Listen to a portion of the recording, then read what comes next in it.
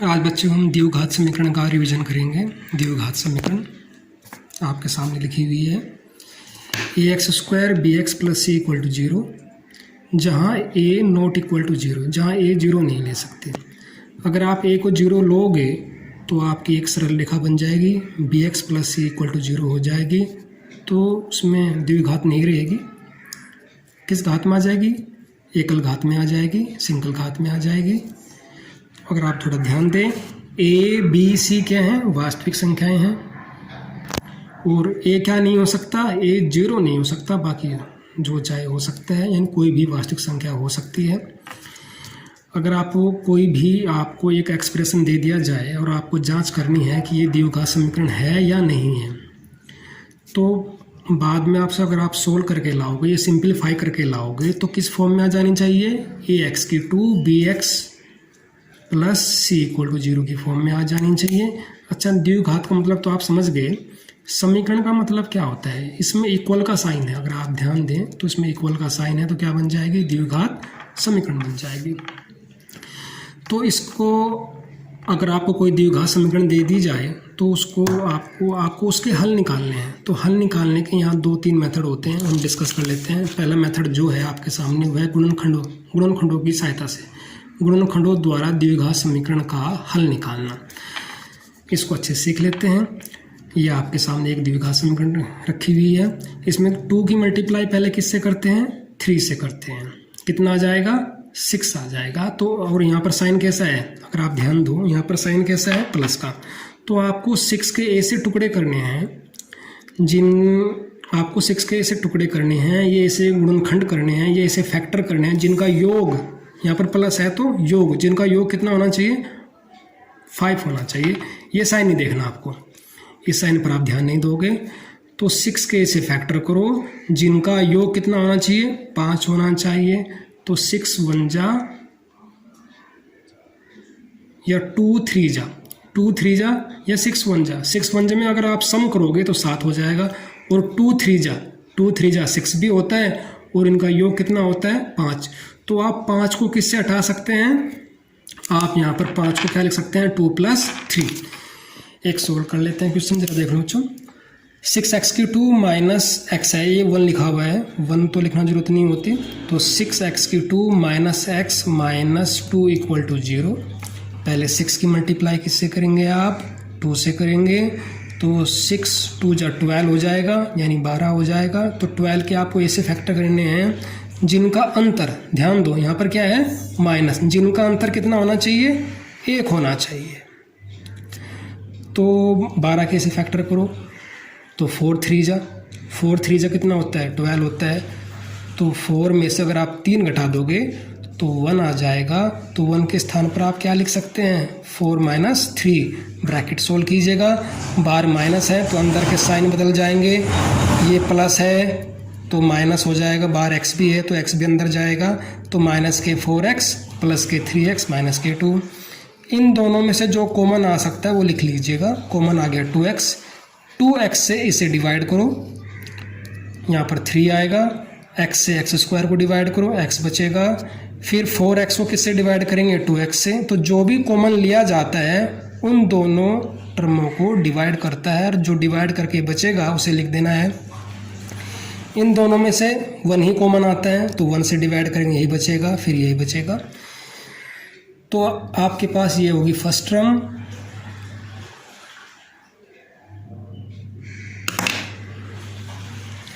आपके पास ये होगी आपकी फर्स्ट टर्म, और ये हो गई आपकी सेकंड टर्म। इन दोनों में से ये फैक्टर कॉमन आ सकता है, बार कॉमन ले लिया तो क्या बचेगा? 2x + 1 = 0। अब इन दोनों का जो गुणनफल है वो 0 होगा। तो एक बार ये 0 हो सकता है, या फिर एक बार ये 0 हो सकता है। बीच में क्या आएगा? और आएगा।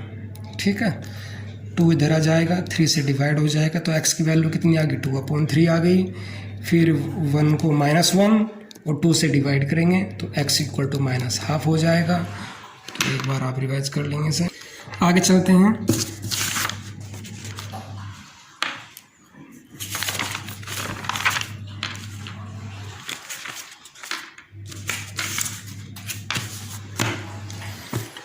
द्विघात समीकरण का पूर्ण वर्ग बनाकर हल निकालते हैं।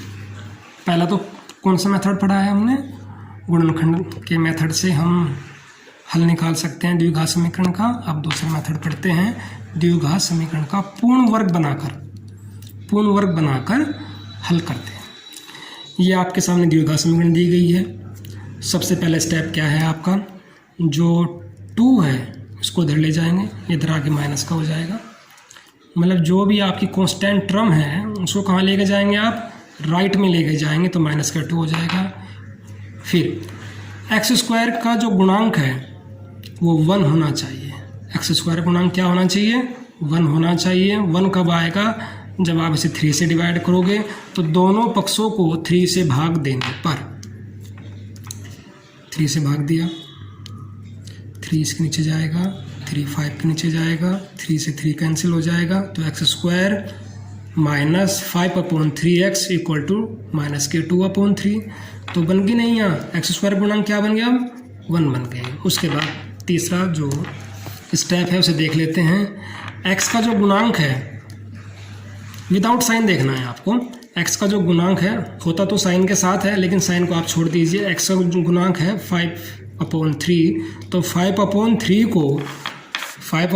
को किससे भाग करना है, हमेशा 2 से भाग करना है, हमेशा 2 से भाग करना है। तो 5/3 को जब आप 2 से भाग करोगे, जब 5/3 को आप 2 से भाग करोगे, तो जब भाग करते हैं तो नीचे ही लिखते हैं, तो 5 कितना आ गया, 6।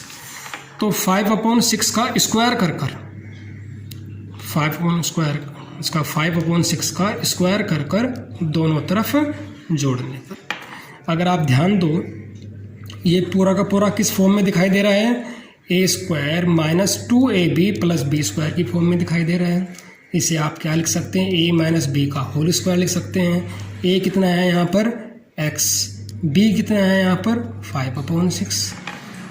यहाँ पे स्क्वायर कर लेते हैं, दोनों तरफ का एलसीएम ले लेते हैं, तो हमारे पास ये फॉर्म आएगी।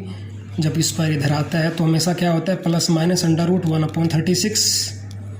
तो 36 का जो स्क्वायर रूट होता है या वर्गमूल होता है वो कितना होता है, 1/6 होता है। ये इधर आके प्लस हो जाएगा, एक बार प्लस साइन लेंगे, एक बार माइनस साइन लेंगे, तो इन दोनों को अगर आप ऐड करोगे, जोड़ोगे, तो 6/6, इधर भी एलसीएम 4/6, तो 6 से 6 कट कर कितना आ गया, 1 आ गया। इन दोनों किससे डिवाइड करेंगे आप, 2 से डिवाइड करेंगे, तो 2/3 हो जाएगा। ठीक है, कोई डाउट, आगे बढ़ लेते हैं। मूलों की प्रकृति और एक मेथड और मिलने वाला है, उसे बोलते हैं द्विघाती सूत्र बोलते हैं। उसे जरा हम रिवाइज कर लेते हैं।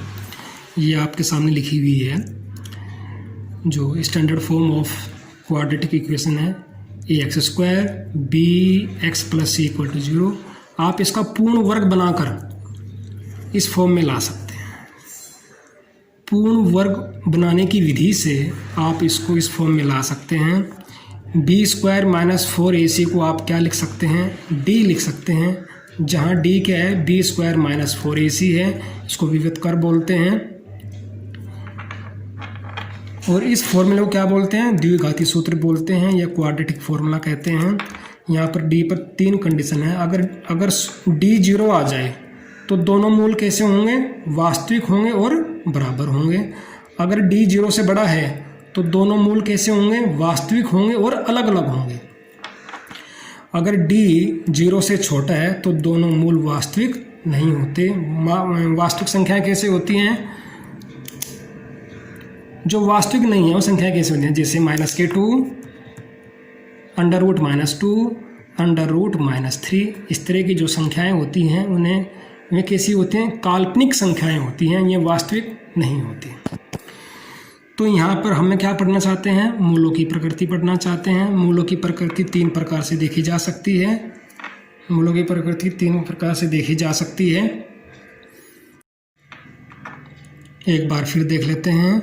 मूलों की जो प्रकृति है 3 प्रकार से देखी जा सकती है। अगर d 0 आ जाए तो दोनों मूल वास्तविक होंगे और बराबर होंगे। अगर d 0 से बड़ा है तो दोनों मूल वास्तविक होंगे और अलग अलग होंगे।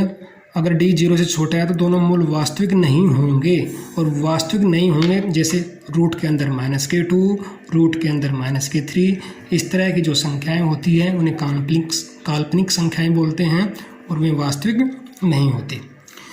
तो द्विघात समीकरण एक उदाहरण ले लेते हैं, ये दे रखी है आपको, का विविध कर ज्ञात कीजिए तथा मूलों की प्रकृति भी ज्ञात कीजिए। सॉल्यूशन निकालते हैं, गिवन है आपको। पहले उपरोक्त की तुलना ax की 2bx + c = 0 से कर लेते हैं।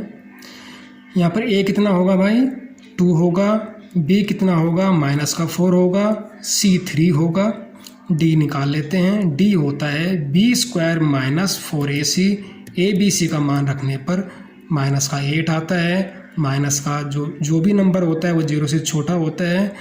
तो यहाँ पर जो मूलों की प्रकृति है वो कैसी होगी, वास्तविक नहीं होगी, यानी दोनों मूल कैसे होंगे, वास्तविक नहीं होंगे। एक उदाहरण और ले लेते हैं। द्विघाती सूत्र की सहायता से दिए गए द्विघात समीकरण के मूल ज्ञात करने हैं। ये दिया गया है आपको। उपरोक्त की तुलना कर लेते हैं। a b c निकाल लेते हैं।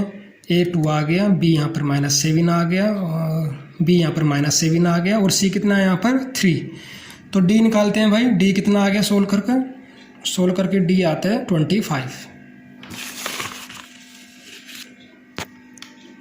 आता है। तो द्विघाती सूत्र से x = -b + -d √d, x = -b + -√d upon 2a, b की, a की और d की वैल्यू रख देते हैं, ये आ जाती हैं। एक बार प्लस ले लेंगे, एक बार माइनस ले लेंगे। 12/4, 2/4, तो रिजल्ट कितना आएगा 4 3 = 12, 1/2, या आपका आंसर आ जाएगा। आज हमने चैप्टर 4 का रिवीजन किया है बच्चों। आप इसे एक बार अच्छे से अपने दिमाग में रिकॉल कर लेना, याद कर लेना, सभी स्टेप्स याद कर लेना, सभी फॉर्मूले याद कर लेना।